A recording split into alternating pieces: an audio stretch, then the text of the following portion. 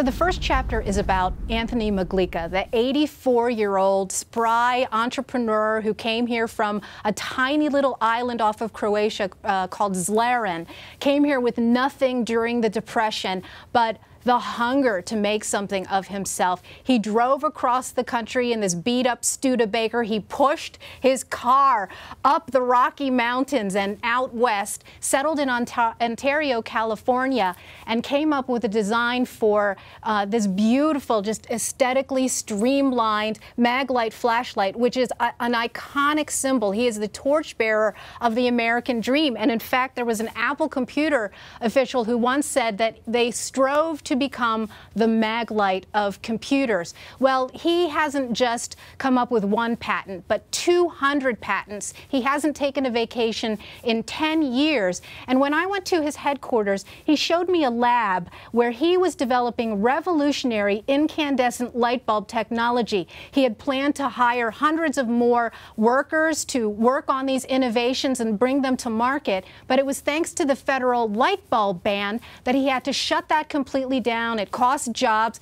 Who knows what else he could have come up with, and yet he perseveres. He told me he will never give up, not until the day that he's no longer on this earth, to try and improve his products and bring people things that they want and need. And that's what the American dream is about. It's not something that is decreed in Washington, D.C., and it's these kind of people that make America a great place. So, he hasn't given up hope, so neither will I. The amazing thing is, Michelle, is most people don't even know where food comes from anymore. You just don't, they don't even know how to grow food. Yeah. We live in this society and say, oh, it's always been this way. It's never been this way. In the history of man, it's never been this way.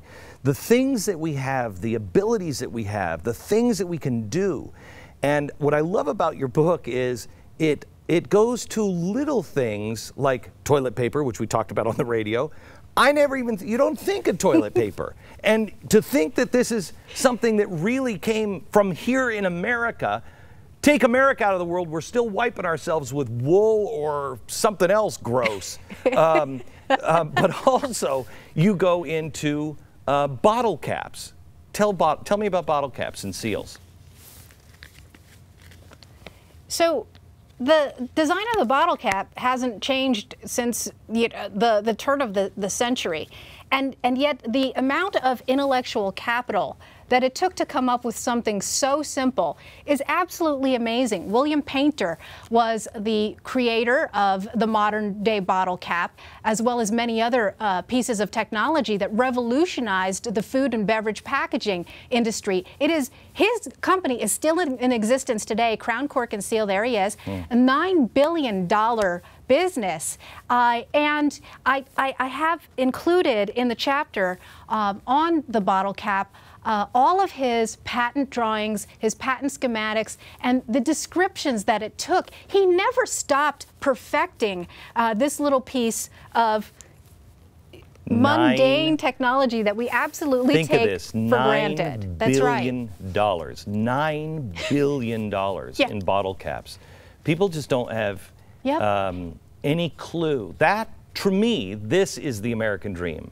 That you can have an idea. Before America, you had an idea and the lord of the manor could take your idea and just make it. So you could never get out of poverty. You were always a serf.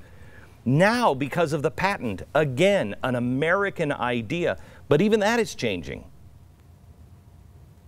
It is, and it is just another extension of Obama's radical transformation of America. You know, the idea of intellectual property rights was so revolutionary, and it's something that's embedded in our Constitution in Article 1, Section 8, but very few people in the mainstream American public outside of the sphere of law, where they actually pay attention to these things, realize that in 2011, Obama radically transformed and upended the idea that the inventor should be the one who's rewarded, the one who was first to invent, rather than the one who's first to file. So they passed something, Obama and the Congress rammed it through with very little debate in the mainstream public, because it really is one of those kind of arcane things. Sure. And globalized and harmonized American patent law with the rest of the world. In other words, abandoning those first constitutional principles that our founding fathers knew guaranteed success.